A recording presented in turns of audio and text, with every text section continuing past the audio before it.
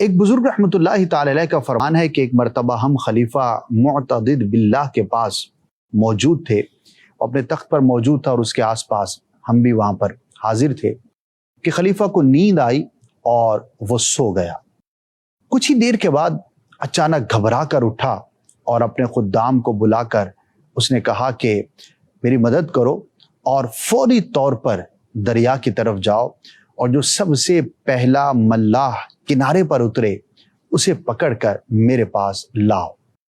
خدام دوڑے دوڑے دریا کی طرف گئے اور وہاں پر جب کنارے پر پہنچے تو دیکھا کہ ایک کشتی میں اکیلا ایک شخص ملاح کشتی کو لیے کنارے پر آ رہا ہے۔ جیسے ہی وہ اترا، خدام نے اس کو فوراً گرفتار کیا اور پکڑ کر بادشاہ کی بارگاہ میں حاضر کر دیا۔ بادشاہ کو دیکھتے ہی وہ ملاح اچانک گھبرا گیا اور اس کے اوسان گویا کہ خطا ہو گئے۔ بادشاہ نے اس کو دیکھ کر کہا کہ مجھے بتاؤ اس عورت کا معاملہ کیا ہوا جسے تم نے قتل کیا۔ وہ ملاح پہلے تو حیران بھی ہوا، گھبرایا بھی کہ خلیفہ کو اس واقعے کی خبر کس طرح سے ہوئی، لیکن بہرحال چونکہ قاتل تھا اقرار کرنا پڑا اور کہنے لگا کہ ہاں بادشاہ سلامت، میں فلاں پانی کے گھاٹ سے گزر رہا تھا کہ میں نے وہاں پر ایک خوبرو لڑکی کو دیکھا۔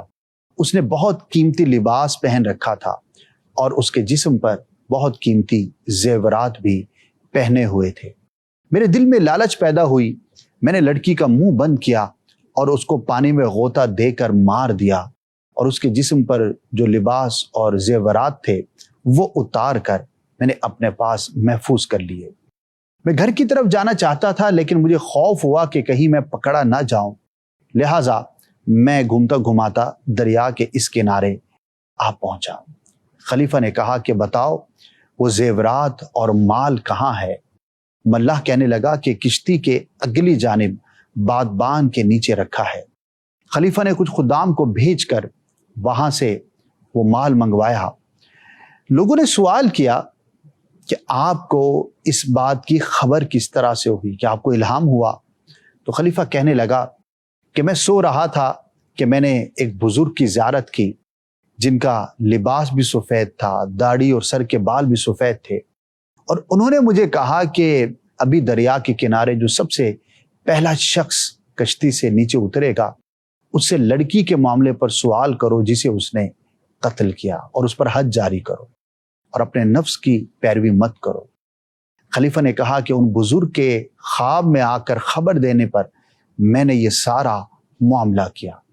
بہرحال پھر خلیفہ نے اس لڑکی کے ورثاء کو بلایا اور وہ تمام مال و اسباب، علامت وغیرہ معلوم کرنے کے بعد ان کے سپرد کر دیا۔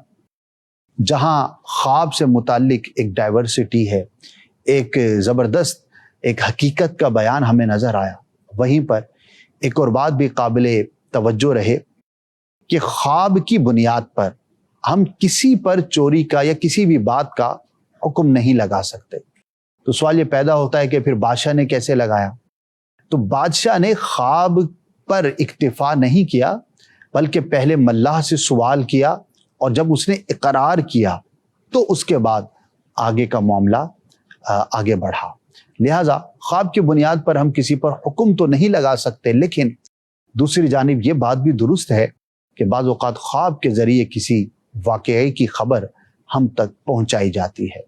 تو یہ نتیجہ نکالنا یا رزلٹ نکالنا کہ کیا اس پر عمل کیا جائے یا نہ کیا جائے، یہ ہر شخص کے بس کی بات نہیں ہوتی۔